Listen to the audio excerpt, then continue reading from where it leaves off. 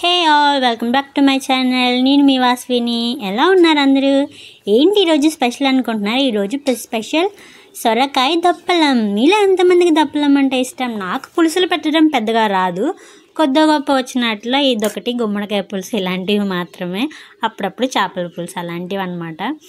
ఇలా దప్పలం కోసం ముందుగానే సొరకాయని ఇలా క్యూబ్స్గా కట్ చేసుకుందాం. అన్నీ ఒకటే సైజులో కట్ చేసుకుంటే బాగుంటాయి.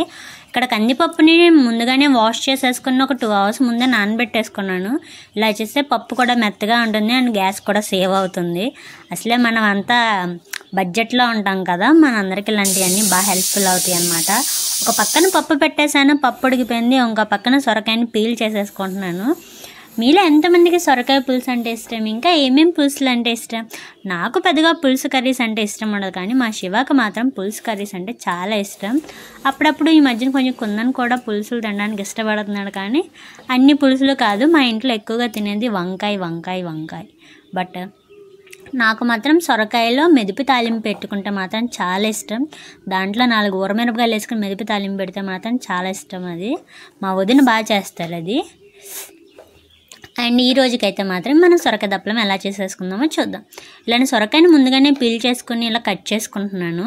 ఇలా కట్ చేసుకుని అన్నింటినీ ఒకటే సైజులో ఉంచేలా చూసుకోండి. 2 ఉల్లిపాయలు, 4 పచ్చిమిరపకాయలు, కొంచెం కొత్తిమీర, కరివేపాకు అండ్ ఒక మీడియం సైజ్ సొరకాయ ఇలా కట్ చేసేసుకుని ముందుగానే పెట్టేసుకుంటే మనం ఇంకా ప్రాసెస్ అనేది ఏంటో చూసేద్దాం అనమాట. ఇంకప్పుడు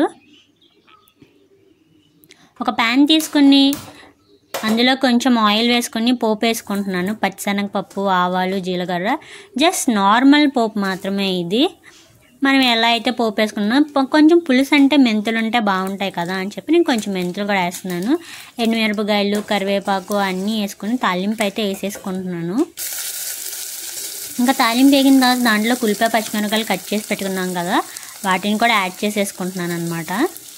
ఇలా యాడ్ చేసుకునేటప్పుడు కొంచెం ఉప్పుగానే అలా వేసుకుంటే ఉల్లిపాయలు త్వరగా మగ్గిపోతాయి. బట్ నేనైతే ఈరోజు కొంచెం లాస్ట్లో వేస్తాను ఉప్పు మాత్రం. ఈరోజు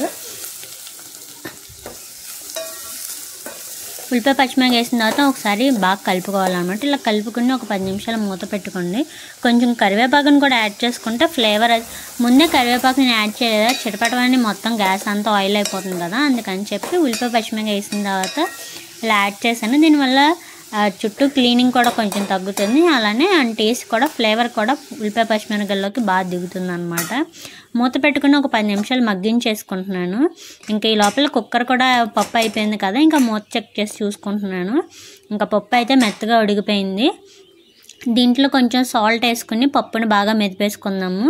టేస్ట్ నేను 1/2 స్పూన్ వేసాను ఉప్పు. మీ టేస్ట్కి తగ్గట్టు మీరు ఉప్పు వేసుకోండి. కొంతమంది అసలు ఈ ఉప్పే ఈ పప్పులో చప్పటి పప్పు అని చెప్పి ఇలానే తింటారు. నేనైతే మాత్రం కొంచెం ఉప్పు వేస్తున్నాను. మా కృష్ణా జిల్లాలో అయితే మేము కంపల్సరీ ఉప్పు వేసుకునే తింటాం అన్నమాట. ఇంకా ఉల్లిపాయ పచ్చిమిరపకాయ కూడా మగ్గిపోయింది. ఇంకా ఇప్పుడు దీంట్లో మనం ఒకసారి బాగా తిప్పేసుకోండి. ఇంకా ఇదిగో ఉల్లిపాయలు చూడండి కొంచెం లైట్ పింక్ కలర్లోకి టర్న్ అయినాయి కదా. ఇంకా ఈ స్టేజ్కి వచ్చిన తర్వాత మనం ముందుగానే కట్ చేసి పెట్టుకున్నాం కదా సొరకాయ ముక్కల్ని, వాటిని కూడా యాడ్ చేసేసుకుంటున్నాను అనమాట. సొరకాయ ముక్కల్ని కూడా యాడ్ చేసేసుకుని ఒకసారి మంచిగా కలుపుకోవాలి.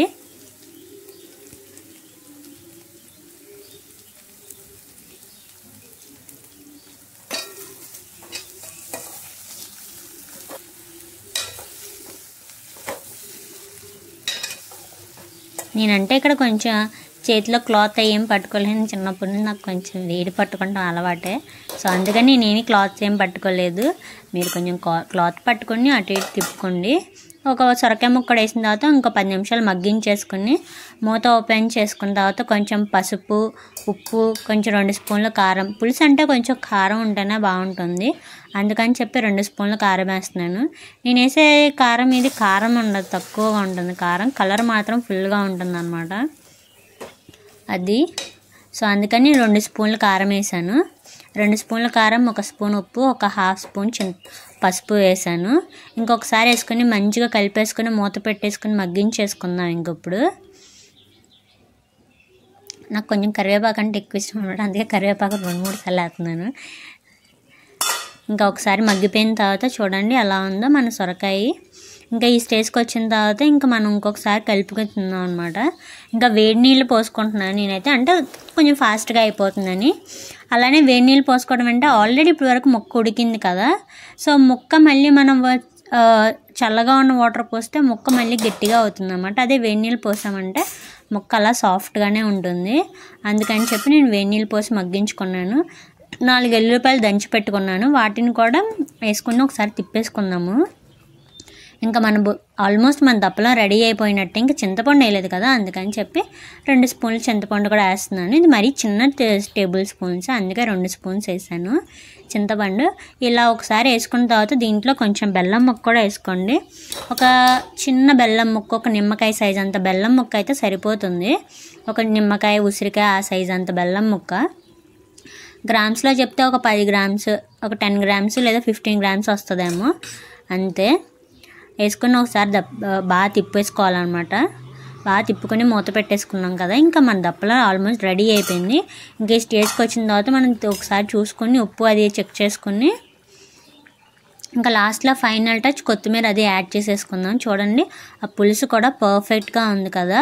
ఇలా అయితే మాత్రం పప్పు దప్పలంలోకి చాలా బాగుంటుంది. ఇంకా చూడండి ముక్కలు కూడా పర్ఫెక్ట్గా ఉన్నాయి కదా. ఇంకా ఈ స్టేజ్కి వచ్చేసిన తర్వాత ఇంకా మనం ఇంకా కొత్తిమీర అది యాడ్ చేసేసుకుందాం. ఇంకప్పుడు ఇలాంటి పులుసుల కర్రీలోకి కొత్తిమీర అలాంటివి మాత్రం హైలైట్గా ఉంటాయి. కరివేపాకు కొత్తిమీర లాస్ట్లో వేసుకుంటే అసలు ఇంకా ఫ్లేవర్ ఎన్హాన్స్ అయ్యి చాలా టేస్టీగా ఉంటాయి అన్నమాట. ఒక్కసారి మీరు కూడా ఇలా ఎప్పుడైనా ట్రై చేయండి.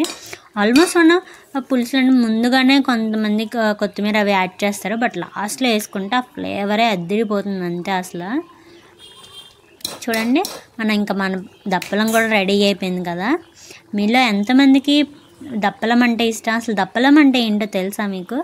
అలా అయితే ఒక్కసారి ఇలా ట్రై చేయండి. నేను దప్పలంలోకి కొంచెం కాంబినేషన్ అని చెప్పి వడియాలు, ఊరమిరపకాయలు, గుమ్మడికాయలు, అప్పడాలు అన్నీ వేయించేసాము. ఇంకా మన దప్పలం కూడా చల్లారిపోయింది. ఇంకా చూడండి ఎలా ఉందో, అద్దరిపోతుంది కదా. పప్పు దప్పలం, వేడి వేడి అన్నం, ఒక చుక్క నెయ్యేసి నోట్లో నా పెడుతుంటే, ఒక చుక్క నెయ్యేసి నోట్లో నా పెడుతుంటే, మధ్య మధ్య మిరపకాయ కొరికి కొరికి తింటుంటే, ఎవరైనా అనాల్సిందే వన్స్ మోర్, ఎవరైనా అనాల్సిందే వన్స్ మోర్. అలా ఉంటుంది. ఒక్కసారి మీరు కూడా ట్రై చేయండి. పప్పు దప్పలం కాంబినేషన్ నెక్స్ట్ లెవెల్ ఉంటుంది అన్నమాట. మా కొందరు అన్నీ తింటారులే, మా కొందరు తినందంటూ ఏమీ లేదు. కొద్ది గొప్ప నాన్ వెజ్ తప్ప, వెజ్ అయితే మొత్తం అన్నీ లాగిచ్చేస్తాడు. Bye bye, thank you so much for watching.